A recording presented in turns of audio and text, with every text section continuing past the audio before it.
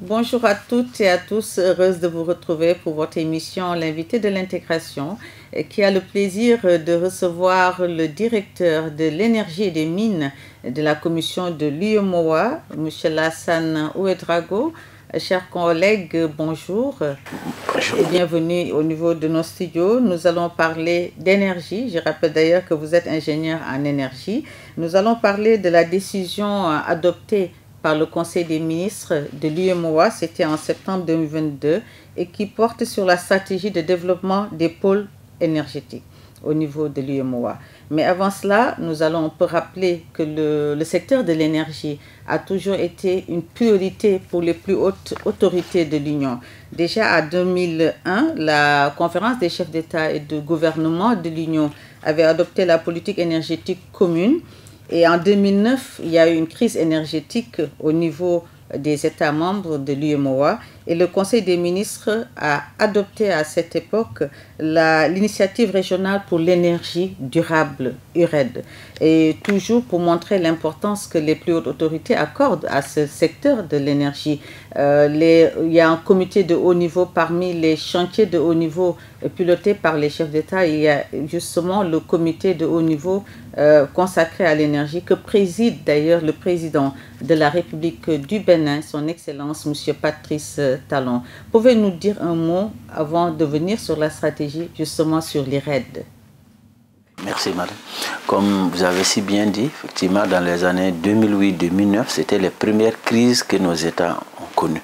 C'est ce qui a amené les plus hautes autorités de l'Union à dire à la Commission d'aller encore plus loin que la Commission de l'UEMOA, d'aller encore plus loin et en adoptant une initiative régionale pour l'énergie durable.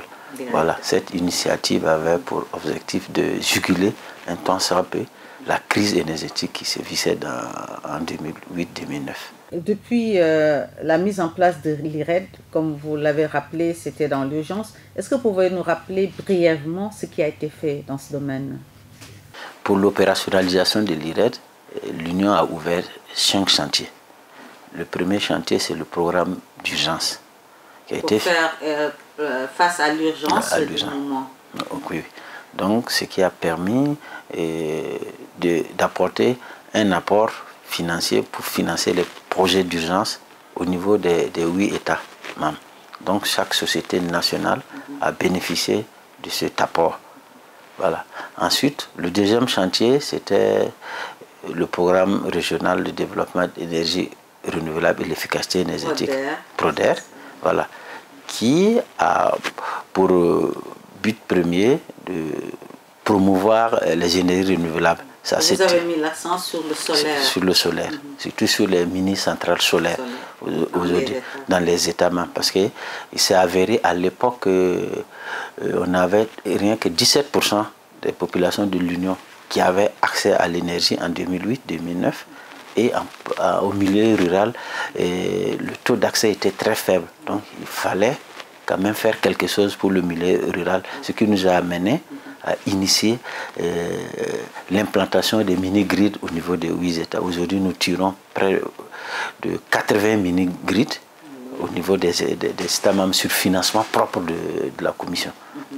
Alors, monsieur le directeur, nous allons parler de la stratégie de développement de pôles énergétiques qui a été adoptée le 30 septembre 2022 par le Conseil des ministres de l'UEMOA. Pouvez-vous revenir un peu sur l'objectif de cette stratégie? Avant de parler de cette stratégie, toujours un petit rappel, cette stratégie est le 5e chantier de l'IRED. Ah, voilà. C'est tiré par l'IRED. Voilà. Tiré par l'IRED, parce que ça découle de l'IRED. Ça fait partie du 5e chantier de l'IRED. Ce que je voudrais dire seulement, c'est que l'acte décisionnel de la stratégie de développement des pôles énergétiques vise à doter l'espace communautaire d'un outil stratégique et opérationnel pour répondre aux défis énergétiques de l'Union à l'horizon 2033. Voilà. Elle tire sa substance de développer le potentiel, tout le potentiel énergétique dont dispose l'Union, notamment les nouvelles découvertes gazières au niveau du Sénégal, de la Côte d'Ivoire et du Niger. Voilà. Aussi, on pourrait aussi ajouter qu'elle est une vision qui devrait amener les États à avoir une sécurité d'approvisionnement énergétique, et elle est en phase avec les autres stratégies sous-régionales et internationales. Alors, vous avez parlé de pôles énergétiques, donc au nombre de 3, comme vous l'avez dit, avec les découvertes importantes qui ont eu lieu dans 3 de nos États membres. Vous l'avez rappelé tout à l'heure, Niger, Sénégal, Côte d'Ivoire. Alors, vous allez nous expliquer un peu, schématiser ces pôles. On a bien compris, chaque pôle va regrouper un certain nombre de pays. Comment ça va se passer? Et si on a bien compris également, c'est ça l'esprit même de la solidarité qui est un des socles de la création de l'Union. Vous avez bien raison. Effectivement, les pôles, comment nous avons bâti les pôles? Les pôles, nous sommes partis du potentiel énergétique de tous les États membres. En faisant ce pas seulement des 3 États. Voilà, tous les États membres avant de revenir. Et puis, avec un agrégat des potentialités, nous avons réuni 3 États qui répondent aux critères de pôle énergétique. Parce que pour répondre aux critères de pôle énergétique, il faut d'abord avoir un potentiel énergétique élevé qui pourrait non seulement produire pour soi-même et le reste maintenant. Et quand on parle de potentiel énergétique, ça veut dire c'est les fossiles. Voilà, les fossiles, oui, l'hydraulique, oui, et le renouvelable, notamment le solaire, la biomasse, l'éolienne. Voilà, c'est ça qu'on parle de potentiel énergétique. Donc, c'est au vu de ces potentialités que nous avions identifié les 3 pôles. Voilà. Le premier pôle énergétique, c'est le pôle Côte d'Ivoire. oui. Voilà. Parce que la Côte d'Ivoire a des potentialités énergétiques en pétrole, en gaz, hydraulique. Et ce pôle énergétique couvre la Côte d'Ivoire elle-même, le Burkina Faso, le Bénin, le Mali et le Togo. Voilà. Et elle répond non seulement elle repose sur les potentialités aussi, mais aussi elle respecte le schéma directeur du WAP, du West African Power Pool de l'Afrique de l'Ouest. C'est un schéma directeur de l'Afrique de l'Ouest qui est piloté par la CEDEAO, dont la Commission fait partie. Donc ce schéma est déjà préétabli, on ne change plus ce schéma. Donc nos pôles reposent aussi sur ce schéma. Quand vous prenez le pôle Côte d'Ivoire, vous voyez qu'il y a une interconnexion entre la Côte d'Ivoire et le Burkina, une interconnexion entre la Côte d'Ivoire et le Mali, une interconnexion entre la Côte d'Ivoire et le Bénin, Togo via le Ghana. Donc vous voyez déjà ça, c'est déjà préétabli. Le second pôle, c'est le pôle Sénégal.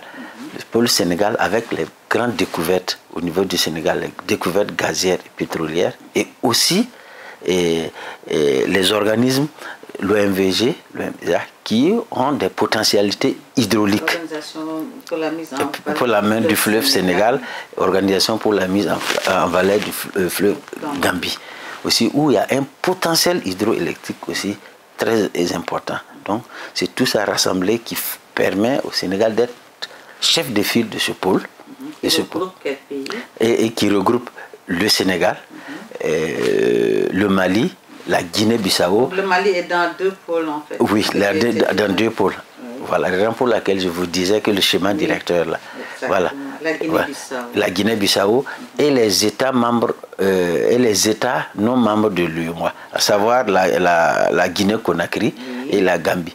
Parce que le traité de l'UEMOA permet d'aller investir dans un État hors espace UEMOA, dès lors qu'il y a un impact dans un de nos États membres. Voilà. Comme exemple, dans le cas de l'IRED, nous sommes en train de participer au financement d'une ligne de 225 kV qui quitte Caleta en Guinée-Conakry pour alimenter le Sénégal et Guinée-Bissau. Voilà. Et le dernier pôle, C'est le pôle Niger. Le pôle Niger, parce que le Niger non seulement aussi a des découvertes gazières, et aussi le Niger a des potentialités en charbon et solaire. Et le pôle Niger regroupe le Niger, le Burkina Faso encore, le Togo et le Bénin. Parce que le schéma directeur là-bas, dans ce schéma, on appelle la dorsale nord du WAP, la dorsale nord du West African Power Pool, qui quitte le Nigeria, qui passe par le Niger, le Bénin, jusqu'au Burkina Faso, à Ouagadougou. Donc ça regroupe aussi un pôle. Voilà comment on peut schématiser le principe des pôles énergétiques. Pour la mise en œuvre, concrètement, comment ça va se passer? Après l'adoption de la stratégie, il a été mis en place des organes de gouvernance de la stratégie.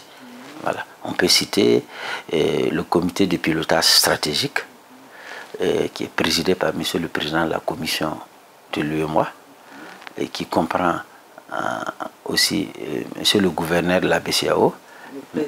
le Président de la BOAD, voilà, et les ministres sectoriels en charge de l'énergie. Voilà. L'autre organe, c'est le comité technique de suivi, voilà, qui comprend, est présidé par le commissaire en charge de l'énergie de l'UEMOA, et qui comprend les cadres de l'UEMOA, les cadres de la BOAD, les cadres de la BCAO. Voilà. On peut faire aussi appel à tout moment. Oui, les experts nationaux. Voilà.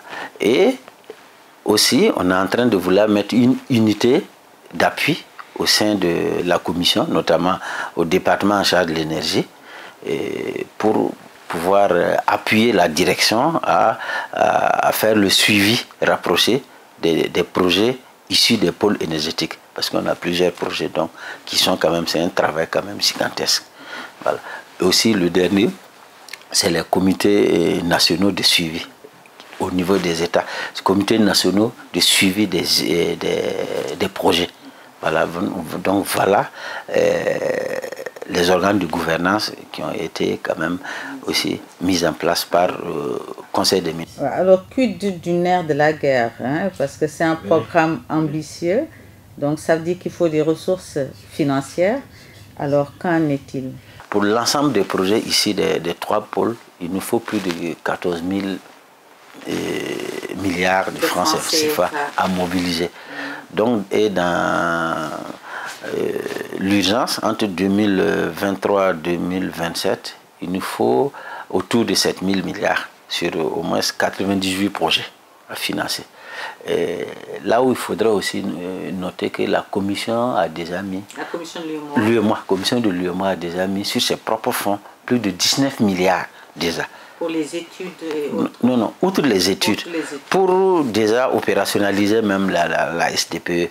Donc nous avons commencé à faire des mini-centrales solaires aussi, puisque la SDPE fait peur. Et ça, c'est dans le cadre de la SDPE.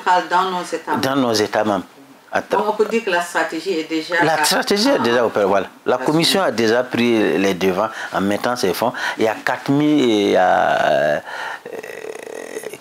milliards et quelques la commission met encore pour appuyer les États aussi à l'issue de la mobilisation des fonds pour opérationnaliser vite les projets. Donc en somme, la commission met plus de 19 milliards déjà sur ses fonds propres pour déjà opérationnaliser la SDPE. Et maintenant, j'imagine que la commission continue à mobiliser... La commission de l'UEMOA en relation avec la BOAD, notre banque de qui développement, fait d'ailleurs ses 50 ans cette année. Et va continuer à mobiliser des fonds pour venir en appui aux États, aux projets identifiés au niveau des pôles énergétiques. Pour le bien-être des populations. Pour le bien-être des populations, puisque de toute façon, comme le dit souvent nos plus hautes autorités, notre raison d'être, c'est le bien-être des populations de l'Union. Merci beaucoup, monsieur le directeur, d'avoir répondu à notre invitation. Merci à vous, chères téléspectatrices et téléspectateurs, de nous avoir suivis. On se dit à bientôt pour un autre numéro de votre émission, l'invité de l'intégration.